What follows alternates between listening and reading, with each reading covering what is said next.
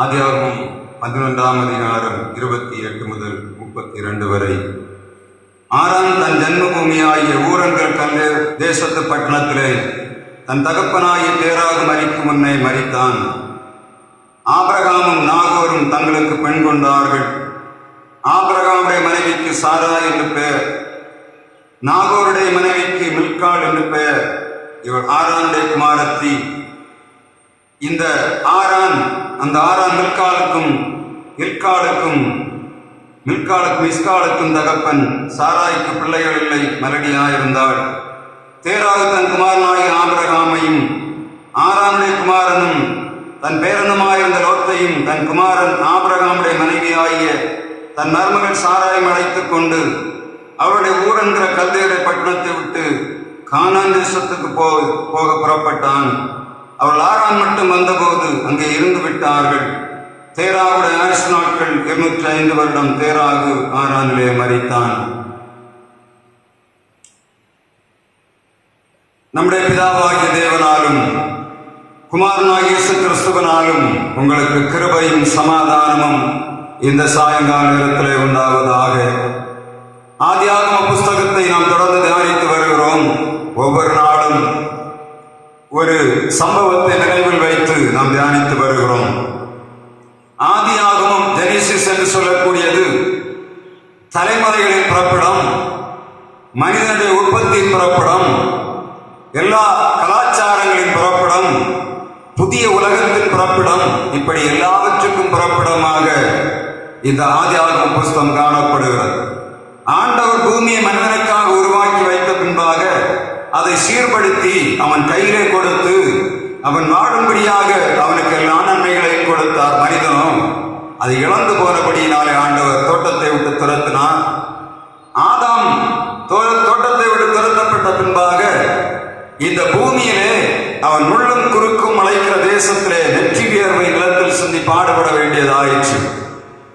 எனவே ஆண்டவர் வெளியே அனுப்பின பின்பாக ஆதாமுடைய சந்ததியானது ஒரு சரியில்லாத சந்ததியாய் போனபடியினாலே காயின், லோத்து, காயின் சேத்தியவர்கள் மூலமாக ஆண்டவர் திரும்ப அந்த தேசத்திலே ஜனங்களை பெருக பண்ணினார். ஆனால் அங்கேயும் ஆண்டவருடைய வார்த்தை சொன்னது, மனிதர்களை நீரைத்து நினைவும் தோற்றமெல்லாம் நித்தம் கொள்ளாதது. எனவே ஆண்டவர் நோவாவை தெரிந்து கொண்டார். சர்வலோகத்தையும் ஜலப்பிரளயத்தினாலே அழித்தார். இதற்கப்புறமாக நோவாவுடைய சந்ததிகள் உலகத்திலே பறந்து பிரிகிறார்கள். இந்த ஆதியாகமத்திலே நாம் படித்த வரலாறு முடிவு என்னவென்று சொன்னால், இங்கே ஆண்டவர் நோவாவின் குமாரனாகிய சேமின் குமாரன் ஆபிரகாமுடைய வரலாறு இந்த 11ஆம் அதிகாரத்திலே ஆரம்பிக்கிறது. அதற்காகத்தான் இந்த 11ஆம் அதிகாரம் எழுதப்படுகிறது. வசனம் சொல்கிற 11ஆம் அதிகாரம் 1ஆம் வசனம், பூமி எங்கும் ஒரே பாஷையும் ஒரே விதமான பேச்சும் இருந்தது. நோவாவுடைய ஜலப்பிரளயத்துக்கு பின்பாக உலகமெல்லாம் எல்லா ஜனங்களும் பறந்து விரிந்த சாம், காம், யாப்பேத்தினுடைய சந்ததியானது ஒரே மொழியை பேசிக் கொண்டிருந்தார்கள். ஆனால் இப்பொழுது ஒரு சோதனை இங்கே நடக்கிறது. ஜனங்கள் கிழக்கே இருந்து பிரயாணம் பண்ணுகையில் ஸ்னேயா தேசத்திலே சமபூமியை கண்டு அங்கே குடியிருந்தார்கள். மனிதர்கள் மலையிலிருந்து நோவாவுடைய சந்ததி இறங்குகிறது. இவர்கள் குடியிருக்கக்கூடிய தேசத்தை தேடுகிறார்கள். மலை வாழ்விடம் அவர்களுக்கு உகந்ததா இல்லை. எனவே மனிதன் வசதியை தேடி எங்கே தண்ணீர் இருக்கிறது, எங்கே சமபூமி இருக்கிறது என்று தேடி மனிதன் தன்னுடைய குடியிருப்புகளை அந்த நாட்களிலே ஸ்னேயார் தேசம் என்று சொல்லக்கூடிய தேசத்திலே சமபூமியை கண்டு அங்கே குடியிருந்தார். இப்பொழுது ஜனங்கள் பெருக ஆரம்பிக்கிறார்கள். பெருக ஆரம்பிக்கும் போது இவர்களுக்கு ஒரு எண்ணம் வருகிறது, ஒரு சிந்தனை வருகிறது. நோவா உயிரோடு தான் வாழ்ந்து கொண்டிருக்கிறார். நோவாவுடைய பிள்ளைகள் உயிரோடு வாழ்ந்து கொண்டிருக்கிறார்கள். ஒரு பெரிய சந்ததி அங்கே நடந்த காரியத்தை மாறி மாறி பரப்புகிறார்கள். நோவாவுடைய சந்ததி சாம், காம், யாப்பேத் என்பவர்கள் அவர்கள் அந்த ஜலப்பிரளயத்துக்கு முன்னாக வாழ்ந்த வாழ்க்கையையும் ஜலப்பிரளயத்தையும் ஜலப்பிரளயத்துக்கு பின்னாடி உள்ள வரலாறுகளையும் தங்கள் சந்ததிகளுக்கு கடத்துகிறார்கள். இப்பொழுது இவர் பெருக ஆரம்பித்து விட்டார்கள். ஒரு எண்ணம் வருகிறது, இனிமேல் எல்லாம் தண்ணீரினால் அழிக்கப்படக்கூடாது. இது ஒருவேளை ஆண்டவன் தண்ணீரை எழுப்பி இந்த உலகத்தை அழிப்பார் என்று சொன்னால், நாம் உலகத்தின் மலைகளுக்கு மேலாக ஒரு பெரிய கோபுரத்தை கட்ட வேண்டும் என்று சொல்லி சினேயார் தேசத்திலே ஒரு கோபுரத்தை கட்ட ஆரம்பிக்கிறார்கள். ஆண்டவர் பார்க்கிறார். அவருடைய வார்த்தை சொல்லுகிற 11ஆம் அதிகாரம் ஆதியாகமம் 5ஆம் வசனத்திலே மனுப்புத்திரர் கட்டுகிற நகரத்தையும் கோபுரத்தையும் பார்க்கிறதற்கு கர்த்தர் இறங்கினார். இவர்கள் இப்பொழுது ஒருவருக்கவர் சொல்லிக் கொள்ளுகிறார்கள், நாம் வானத்தை எல்லாம் ஒரு பெரிய கோபுரத்தை கட்ட வேண்டும், மழையோ எது வந்தாலும் நாம் தப்பிக்கொள்ள வேண்டும், எனவே ஒரு பெரிய கோபுரத்தை கட்ட வேண்டும். எல்லாரும் வந்து சேர்ந்து விட்டார்கள். இப்பொழுது பிரமிட் என்று சொல்லக்கூடிய இதே ஸ்ட்ரக்சர் தான் இன்றைக்கு அவர்கள் ஆரம்பித்திருக்க வேண்டும். ஆண்டவர் இறங்குகிறார். அவர்களுக்கு வாய்ப்பு கிடைக்கிறது. செங்கல் கிடைத்து விட்டது, நிலக்கீர் கிடைக்கிறது. ரெண்டையும் வைத்து இவர்கள் இந்த கட்டிடத்தை கட்ட வேண்டும் என்று சொல்லி தீர்மானம் பண்ணிவிட்டார். ஆண்டவருடைய வார்த்தை சொல்லுகிறது, அவர் நினைத்தது நடக்கும் என்று சொல்லி அவரே சொல்லுகிறார். அப்படிதானே? அவர் பார்க்கிறாரு, ஐயோ இவன் ஒன்னும் இல்லாம இல்ல, எல்லாம் ஞானத்தோட தான் செய்யறாங்க. அப்ப அவனை பிளான் போடுகிறாங்க. இந்த இமயமலைக்கு மேல, அந்த மலைக்கு மேலாக ஒரு கட்டிடம் கட்டப்பட வேண்டும் என்று சொன்னால் அதுக்கு ஃபவுண்டேஷன் எவ்வளவு தூரத்தில் இருக்கணும், அந்த அளவு எவ்வளவு இருக்க வேண்டும், எத்தனை மைல்கள் அல்லது எத்தனை கிலோமீட்டர்கள் அந்த பில்டிங் கோபுரத்துடைய அடிப்பாகம் இருக்க வேண்டும், மேலே போக போக அந்த கூம்பு போக வேண்டும், திரளான ஜனங்கள் அங்கே குடியிருக்க வேண்டும். அப்ப எவ்வளவு பெரிய மாளிகை கட்ட, பெரிய கோபுரத்தை கட்டும்படியாக ஆரம்பித்து விட்டார்கள். ஆண்டவர் பார்க்கிறார். கண்டிப்பா அவனை கட்டி போடுவானுங்க. ஆண்டவர் பார்க்கிறார். வசனம் சொல்லுகிறது, மனுப்புத்திரர் கட்டுகிற கோபுரத்தை பார்க்கும்படியாக ஆண்டவர் இறங்கினார். ஆண்டவர் அவர் பரலோகத்தில் இருக்கிறவர், பூமியில மனுஷனை கொடுத்து விட்டு அவனோட ஆளுகை செய்கிறார். இப்பொழுது நேர மனுஷன் மாதிரி வருகிறார். வந்து பார்க்கிறார். இவனுங்க என்ன பண்ணாங்க? கட்டி போடுவானுங்க. தெரிந்து விட்டார். நோக்கம் என்ன? ஆண்டவர் சொல்லுகிறார், நீங்கள் பருகி பெருகி பூமியை நிரப்ப வேண்டும். அப்படிதானே? மனுஷனை பூமியில் ஆண்டவர் உருவாக்கி வைத்து விட்டு முதலாவது சொல்லுறது என்னன்னா, ஆதாமை உருவாக்கி வைத்து விட்டும் சொல்லுறார். அவனை சொல்லி பருகி பெருகி பூமியை நிரப்புங்கள். இப்ப என்ன பண்ணாங்கன்னா, வசதி வாய்ப்பு கொஞ்சம் சமூகமை கிடைச்சவன எல்லாரும் அதிலே தங்க வேண்டும் என்று நினைத்து விட்டார்கள். பறந்து விரிவதற்கு ஒருவருக்கு எண்ணம் இல்லை. இப்பொழுது ஆண்டவர் இறந்தின உடனே வந்து இவர்கள் வசனம் சொல்லுகிறது 7ஆம் வசனம், நாம் இறங்கி போய் ஒருவர் பேசுவதை மற்றொருவர் அறியாதபடிக்கு அங்கே அவர்கள் பாஷையை தாறுமாறாக்குவோம். பூமியிலே வழங்கின பாஷையை அவ்விடத்திலே தாறுமாற்ற ஆராக்கிறபடியினால் அந்த இடத்துக்கு பாபேல் என்று பெயரிடப்பட்டது. கர்த்தர் இறங்கி சொல்லுகிறார், நாம் இறங்கி போய் இவருடைய பாஷையை தாறுமாறாக்கிவிட. எப்படி? அதுவரையில் செங்கல் எடுத்துட்டு சொன்னா செங்கல் எடுத்துட்டு வருவான். திடீர்னு பார்த்தா செங்கல் எடுக்க சொன்னா ஒரு தண்ணி எடுத்துட்டு வரேன். அப்படிதானே? எப்படி இருக்கான்? அங்க இருந்து சொல்லிவிடுவானே செங்கல் எடுத்துட்டு வா. அவன் என்ன பண்ணான்? தண்ணி எடுத்துட்டு வருவான். இவன் பேசுற செங்கல்ல பேசுற அவனுக்கு தண்ணி மாதிரி கேட்க ஆரம்பித்து மாறி மாறி பேசுறது என்னன்னே தெரியாம போச்சு. குழப்பம். இப்போ அப்படித்தான் மனிதர்கள் ஆலயங்களிலும் சரி குடும்பங்களிலும் சரி குழப்பம் வர காரணம் என்ன? ஒருவருடைய வார்த்தை ஒருவர் புரிந்து கொள்ளாதபடியினாலே, அந்த வார்த்தை என்ன என்ற அர்த்தம் தெரியாதபடியினாலே இந்த பாபேல் கோபுரத்தை மாறி இப்ப அநேக குடும்பங்கள் தகர்ந்து கிடக்கு. காரணம் என்ன? கணவன் சொல்லுவார், நமக்கு இதை செய்யணும். மனைவி சொல்லுவார், நீர் உங்க வேலையை பாரு போயிட்டு சொல்லுவார். அப்படிதானே? இதுதான் அங்க நடந்தது. ஒருவன் என்ன சொல்லுகிறான்? என்ன பண்ணுகிறோம்? பவுண்டேஷனை வைத்து விட்டு சொல்லுவோம். ஒரு கல்லை இப்படி வைக்க வேண்டும் என்று சொல்லுவோம். ஒரு இல்ல இல்ல இது இப்படி வச்சா சரியா வராது. அப்போ பெரிய குழப்பம். இவனுக்கு ஒண்ணுமே தெரியாது. ஒரு பெரிய கூட்டம் என்ன பண்ணும்?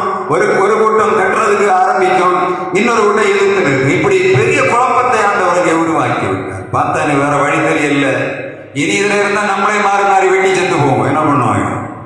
இவர்கள் பார்த்தார்கள், இனி இந்த கோபுரம் கட்டினா நம்முடைய லைஃப் எல்லாம் பாதி வேணாம் மாறுகாரி கண்டிப்பா அங்க வெட்டி இருப்பாங்க போல தோணுது. அங்க சாவு ஆரம்பித்த உடனே பார்க்கிறாங்க, இனிமேல் நம்ம கட்டுனா எல்லாம் அழிஞ்சு போவோம் மாறி மாறி. எனவே அந்த பாபேல் கோபுரத்தை கட்டுவதை நிறுத்தி விட்டார்கள். இப்பொழுது பாஷைகள் அங்கிருந்தா பிரிக்கப்படும். சரிதானே? அதுவரை ஒரு பாஷை தான் பேசிட்டு இருந்தாங்க. எப்போ இந்த கோபுரத்தை கட்ட ஆரம்பித்தாங்களோ, கோபுரத்தை கட்டினாலே என்ன பாஷை தாறுமாறாயிடும். நிறைய சர்ச்சஸ்கள் ஆலயங்கள்ல எல்லாம் இப்படிதான் பெரிய பெரிய கோபுரத்தை கட்டுறாங்க. கோபுரம் கட்டி முடிக்கும் போது பார்த்தா நீ கட்டுறது பெருசு, நான் கட்டினது பெருசு, ஐயோ அவன் செய்தது சரி இவன் சரி, என்ன ஆகும்? ஆண்டவர் ஆலயத்தை விட்டு போயிடுவான். இவன் கோபுரத்தை கட்டி வச்சுட்டு என்ன பண்ணுவாங்க? கோபுரத்தை பார்த்துட்டு நான் கோபுரம் கட்டி இருக்கோம், ஆண்டவர் எப்போ வெளியே போயிருப்பார். அதுக்கப்புறம் என்ன நடக்கும்? ஒரே குழப்பம் தான். அன்னைதான் இதுதான் இன்றைக்கு ஆலயங்களில் நடந்து கொண்டிருக்கு. பெருசு பெருசா கட்டுறாங்க ஆலயத்தை, ஆண்டவரை விட்டு விட்டபடியினாலே குழப்பம் வந்தது. இப்பொழுது சிதறடிக்கப்படுகிறார்கள். இப்போதான் யாப்பேத்துடைய சந்ததி இந்தியா இதற்கு மேற்பகுதியில் காணப்படக்கூடிய ஐரோப்பாவின் அந்த மேற்கு பகுதி வரையிலும் பறந்து வருகிறது. காமின் சந்ததி ஆப்பிரிக்கா அந்த தேசங்களிலே போகிறது. சேமுடைய சந்ததி அந்த மெசொப்பட்டோமியா பகுதிகளை நிரப்புகிறது. முதலாவதாக யாப்பேத் வந்து உலகத்திலே ஆசியன் கண்ட்ரிஸ் மற்ற கண்ட்ரிகளை நிரப்புகிறான். ஆப்பிரிக்காவை காமனுடைய சந்ததி நிரப்புகிறது. சாமின் சந்ததி அதற்கு அப்புறமாக வருகிறது. ஆரியர்கள், ஆரோனியர்கள் என்று சொல்லக்கூடிய இன்றைக்குள்ள பிராமணர்கள் என்று சொல்லுகிறார். தாங்கள் ஆரியர்கள் என்று சொல்லி உண்மையா பொய்யா என்று தெரியவில்லை. அவர்கள் இந்த சாமுடைய சந்ததியில், இந்த ஆரியருடைய சந்ததியிலிருந்து வந்தவர்கள். சரிதான், இன்னைக்கு நம்ம செலவோட்டு கிடக்கிறோம். எல்லாம் நம்ம ஐயர்மாரு கையில போய் கிடக்கு, ஆரியருடைய கையில கிடக்கு. ஆரியருடைய கை, ஆரியர்னா ஆரோனியர். இவருடைய முதல் தொழில் என்னது? ஆண்டவர் ஆரோனையும் ஆரோனுடைய குடும்பத்தை எதற்காக தெரிந்து கொண்டார்? அவர்கள் ஆண்டவருக்கு சேவை செய்ய வேண்டும், அவருக்கு பணிவிடை செய்ய வேண்டும்படியாக அழைக்கப்பட்டவர்கள். எனவே இவர்கள் வந்து எந்த நாட்டில் போனாலும் சரி அவங்க வேலை செய்ய மாட்டாங்க, அவங்க ஓதுற வேலையை மட்டும்தான் செய்வாங்க. இது யாருக்கு பிடிக்காது? அந்த நாட்டுக்காரங்களுக்கு பிடிக்காது. ஆண்டவர் சொல்லுகிறார் 12 கோத்திரங்களுக்குள்ளும் இவர்களுக்கு சுதந்திரம் இல்லை. ஆரோனியர்களுக்கு இடம் இல்லை, ஆரோனுக்கு லேவிக்கும் சுதந்திரம் இல்லை. அவர் யாரை சார்ந்து கொள்ள வேண்டும்? மற்ற 11 கோத்திரங்களையும் அவர் சார்ந்து கொள்ள வேண்டும். அவர் 11 பேர் என்ன பண்ணணும்? இந்த லேவியருக்கு தசமபாகம் காணிக்க கொடுக்கணும். அந்த படைப்புல தான் அவங்க என்ன பண்ணணும்? வாழணும். அப்ப அவருடைய வேலை என்ன? ஆண்டவர் நேரடியாக அவருடைய ஆலயத்தின் பணிகளை செய்கிற அந்த கூட்டம் தான் இந்த ஆரோனியர். சாமின் சந்ததியிலே ஆபிரகாமின் சந்ததி லேவியருடைய சந்ததியாக வேறுபிரிக்கப்பட்டு வருகிறது. ஆண்டவருடைய வார்த்தை சொல்லுகிறது, உலகமெல்லாம் பறந்தார்கள். இந்த ஆதியாகமம் 11ஆம் அதிகாரத்திலே அதற்கு அப்புறமாக அந்த சாமுடைய சந்ததி பறந்து வருகிறதை வசனம் சொல்லுகிறது. இவருடைய காலத்தில் தான் பேலேக் என்று சொல்லக்கூடிய ஒரு மனிதன் வருகிறான். இவன் காலத்திலே பூமி பகுக்கப்படுகிறது. அதுவரையிலும் பூமி வந்து எல்லாரும் சேர்ந்து ஒரே இதா இருந்தது. ஆண்டவருடைய வார்த்தை சொல்லுகிறது, ஜலம் ஓரிடத்தில் சேரவும் வெட்டாந்தரை காணப்படும் கடவுள் என்று சொல்லித்தான் பூமியில முதலாவது உருவாக்கினார். இந்த பேலேகுடைய காலத்திலே பூமி கண்டங்களாக பகுக்கப்படுகிறது. அதுக்கு பிறகுதான் கண்டங்கள் ஆப்பிரிக்கா, அமெரிக்கா, அண்டார்டிகா, ஆசியா, இப்படி தனித்தனி கண்டங்கள் எப்பொழுது உருவாகிறது?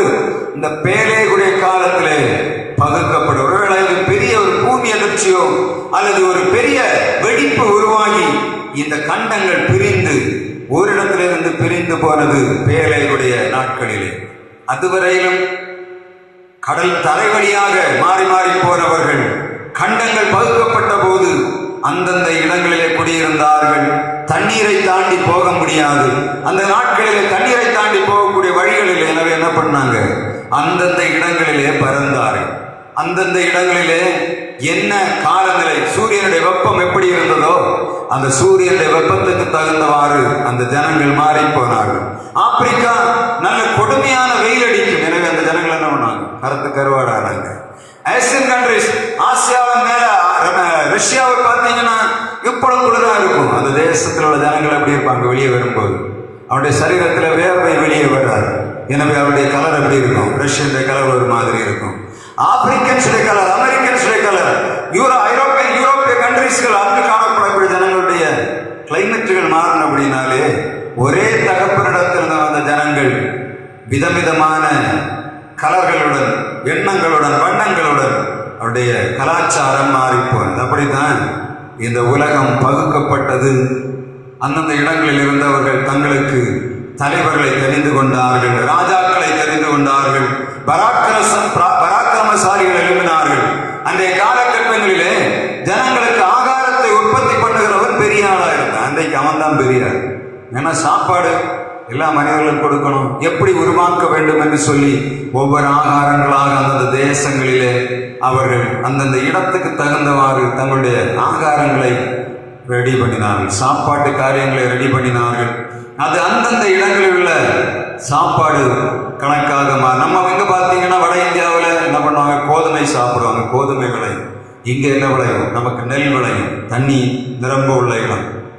எனவே நாம் இங்கே அரிசியை தேர்ந்தெடுத்தோம், அந்த வடக்கில் இருந்தவர்களை நம்ம கோதுமையை தேர்ந்தோம். இப்படி ஒவ்வொரு நாடுகளும் அவளுக்கு என்ன விளைச்சல் வந்ததோ அந்த விளைச்சலை தங்களுடைய ஆகாரமாக பெற்று அனுபவித்தார். இப்படித்தான் இந்த 11ஆம் அதிகாரத்திலே ஆண்டவருக்கு விரோதமாக ஒரு பெரிய கோபுரத்தை கட்டப் போனார்கள். அதற்கு அப்புறமாக தேசம் வகுக்கப்பட்டது. அப்புறமாக இந்த மெசொப்பொத்தேமியாவிலே குடியிருந்த இந்த ஆபிரகாமுடைய தகப்பனாகிய தேராகு, ஆரான், நாகோர் இவர்களோடு வாழ்ந்து கொண்டிருக்கிறான். தேராகு தன்னை குடும்பத்தை அழைத்துக் கொண்டு மெசொப்பொத்தேமியாவுக்கு நேரம் வருகிறான். தேராகு வரும்போது ஆபிரகாமையும் அவனுடைய மனைவியையும் நாகோர் அவனையும் அவனுடைய ஆரானையும் லோத்தையும் அழைத்துக் கொண்டு வருகிறான். இங்கே ஆரான் தகப்பனுக்கு முன்பா ஆரான் தகப்பன் தேராகு மறிக்கு முன்பே மரித்தான் என்று வேதம் எழுதுகிறது. இந்த அதிகாரத்தில் நீங்க பார்த்தீங்கன்னா ஒவ்வொரு மனிதனும் வாழ்ந்த வாழும் வருடங்கள் எழுதப்படுகிறது. இந்த சாமுடைய 100வது வயதிலே அவன் அர்பக்சாத்தை பெறுகிறான் என்று வேதம் சொல்ல. அதுக்கப்புறம் அவன் 500 வருடங்கள் வாழ்ந்தான். அப்படின்னா சேமுடைய வயது 600 வயது. இப்படி இந்த 11ஆம் அதிகாரத்திலே ஒவ்வொருவருடைய வயது என்ன என்று எழுதப்படும். அடுத்த புதன்கிழமையில ஒவ்வொரு மனிதனும் வாழும்போது நம்ம வேதத்தில் ஒரு இடத்துல ஒரே அதிகாரத்தில் ஒரு வசனத்தில் இவன் இப்படி பிறந்தான் என்று எழுதப்படுகிறது. நம்ம இவ பார்த்தீங்கன்னா சேமுடைய இத்தனாவது வயசுல அர்பக்சாத் பிறந்தான். அவனுக்கு இத்தனாவது வயசுல சேமுடைய இத்தனாவது வயசுல ஏபேர் இருக்கிறான், ஆபிரகாம் இருக்கிறான். அதெல்லாம் அங்க இருக்கு. அந்த நம்ம வருஷங்களை நான் கவனாடி எடுத்துருவோம்ல, அதனால எழுத்து தெரியவில்லை. நான் அடுத்த வாரத்தில் அது தெளிவாக உங்களுக்கு தருவேன். இந்த நாளிலும் ஆண்டோடைய சமூகத்தில் வந்திருக்கிற நாம் மிக முக்கியமாக கவனிக்க வேண்டியது, ஆண்டவர் உலகத்தை அளித்தார், ஒரு நோக்கம் இருந்தது. காரணம் என்ன? பூமியில் உள்ள ஜனங்கள் ஆண்டவருக்கு விரோதமாக எழும்புறபடினால் ஆண்டவர் உலகத்தை அளித்தார். ஆனால் ஜனங்கள் ஆண்டவருக்கு எதிராக எழும்பி கோபுரம் கட்ட போனார்கள். பாஷை சிதறடிக்கப்பட்ட ஜனங்கள் சிதறடிக்கப்பட்டு போனார்கள். நம்முடைய வாழ்வில் ஆண்டவர் நம்ம ஒரு நோக்கத்தை வைத்திருக்கிறார். அந்த நோக்கம் நிறைவேறும்படியாக ஆண்டவர் நன்மையானவர்களை நமக்காக செய்கிறார். அதை உணர்ந்து கொண்டு வாழும்படியாக ஆண்டவர் எதிர்பார்க்கிறார். அதை போல நம்முடைய சந்ததிகள், இந்த உலகத்தில் வாழ்ந்து கொண்டிருக்கிற சந்ததிகள் எல்லாருமே, எல்லா இடத்திலையும் சொல்லுவேன், எல்லா மனிதர்களும் எல்லா நாடுகளிலும் வாழுகிற ஜனங்கள் ஒரு தகப்பனுடைய பிள்ளைகள். எப்பவுமே நமக்கு ஞாபகம் இருக்கு. அப்படின்னா தான் நம்ம எப்படி வாழ முடியும், மற்ற ஜனங்களை நாம் நேசிக்க முடியும், நம்முடைய குடும்பங்களை நேசிக்க முடியும், நம்முடைய அண்டை இலகத்தாரை நேசிக்க வேண்டும். அடுத்த ஜனங்கள், அடுத்த இனங்களை இவளை நேசிக்க வேண்டும் என்று சொன்னாலே ஒரே ஒரு எண்ணம் நமக்கு வேணும். அது என்ன? எல்லாரும் ஒரு தகப்பன் பிள்ளைகள். ஆனால் உலகத்தில் இப்ப அப்படி இல்லை. உலகத்தில் தான் பெரியவனாக வேண்டும் என்று சொல்லி ஜனங்களுக்குள்ள பிரிவினையை, இனம், மொழி, மதம் இவைகளை வைத்து ஒரு மனிதனை இன்னொரு மனிதன் ஆளுகிற நாட்களில் நாம் வாழ்ந்து கொண்டிருக்கிறோம். எனவே ஆண்டவர் தம்முடைய பிள்ளைகளுக்கு கொடுத்திருக்கிற ஆசீர்வாதங்கள் அவளுக்கு நிறைவாய் வைக்கப்படுகிறது. இந்த அதிகாரத்திலே ஆபிரகாம் சாமின் சந்ததியிலிருந்து புறப்பட்டு வருகிறது. இதற்கு அடுத்தபடியாக ஆபிரகாம் மூலமாய் சந்ததிகள் உருவாகிறது. அதுதான் அடுத்த 12ஆம் அதிகாரத்திலிருந்து நாம் தொடர்ந்து தியானிக்க போகிறோம். இந்த நாளிலும் ஆண்டவர் நமக்கு தந்த வெளிச்சத்துக்காக நாம் அவருக்கு நன்றி செலுத்த வேண்டும். இப்பொழுது பாபேல் கோபுரம் கட்டப்பட்டது, ஜனங்கள் பறந்து விரியும் போது கட்டப்பட்டது. எப்பொழுது பூமி பகுக்கப்பட்டு கண்டங்கள் உருவானது, பேழையுடைய நாட்களிலே என்பதை நாம் நிறைவில் கொள்ள வேண்டும். கர்த்தர் மனிதனுடைய பாஷை தாறுமாறக்கு நடைபெறினார். அந்த இடத்திற்கு பாபேல் என்று பெயரிடப்பட்டது. பாபேல் கோபுரங்கள், பாபிலோன் என்று சொல்லக்கூடிய மனிதர்களுடைய வழிவந்தவை. அதே போல அந்த பாபேலிலே குடியிருந்த ஜனங்கள் பாகால் என்று சொல்லக்கூடிய தெய்வத்தை வழிபடுகிறவர்களாக இருந்தார்கள் என்று சரித்திரம் சொல்லுகிறது. இந்த நாளிலும் நம் ஆண்டவரை சேவிக்கும்படியாக அழைக்கப்பட்டவர்கள், அவருக்கு விரோதமாய் கிரியை செய்யாதபடி அவருக்காய் வாழ வேண்டும்படியாக ஆண்டவர் எதிர்பார்க்கிறார். ஆண்டவருடைய கரத்தில் நம்ம ஒப்புக் கொடுப்போம். தொடர்ந்து இந்த வார்த்தைகளின் மூலமாக ஆண்டவர் நம்மை ஆசீர்வதிப்பாராக. ஆமென். நாம் எழுந்து ஒரு பாடலை பாடுவோம்.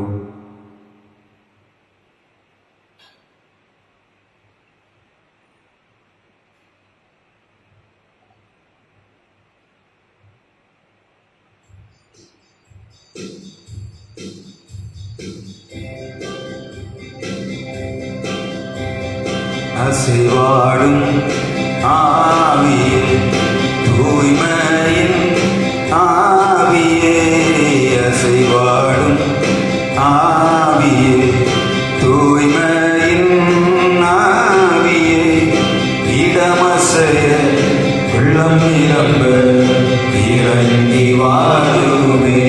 இடமசைய உள்ளம் நிரம்ப இறங்கி வாழுமே. ஊற்றிடுமே உள்ளங்களை ஆற்றிடுமே காயங்களை அபிஷேக தைலத்தினார்.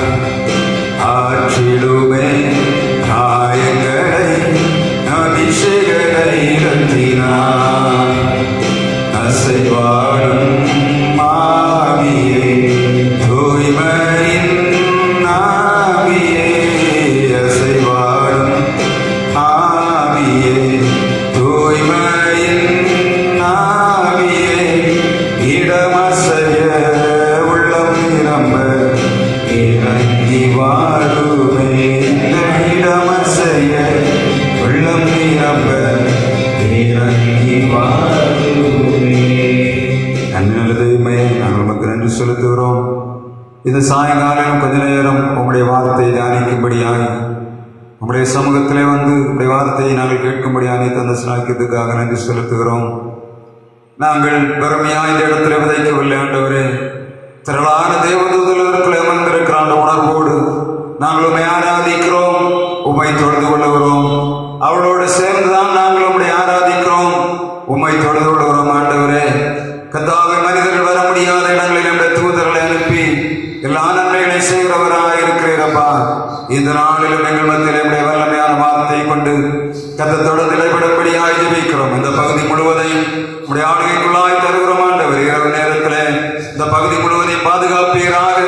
இருளின் அதிகாரங்கள் தொடராதபடி வேலையடைக்கும்படியாய் ஜெபிக்கிறோம்.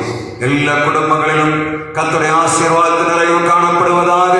உம்முடைய சமாதான குடும்பங்களுக்குள்ள தங்கி இருக்கும்படியாக ஜெபிக்கிறோம். ஆண்டவரே, உலகத்தில் உங்களுக்கு பத்திரம் உண்டு, திடன்பட நான் உலகத்தை ஜெயித்தேன் சொன்ன ஆண்டவர்களோடு கூட இருக்கிற தயவுக்காக நன்றி செலுத்துகிறோம். தொடர்ந்து எங்களோடு கூட தங்கிரும். எங்கள் புறப்பட்டு போகிற பிரயாணங்கள் என்ற பிரசனங்களோடு தருவீராக. சத்துருராதபடி வேலையடைக்கும்படியாக ஜெபிக்கிறோம். திருக்கரத்திலே தாழ்த்துக்களை சமர்ப்பிக்கிறோம். ரவீந்திரேசு கிறிஸ்து நாமத்தில் ஜெபிக்கிறோம். ஜீவன நல்ல பிதாவே.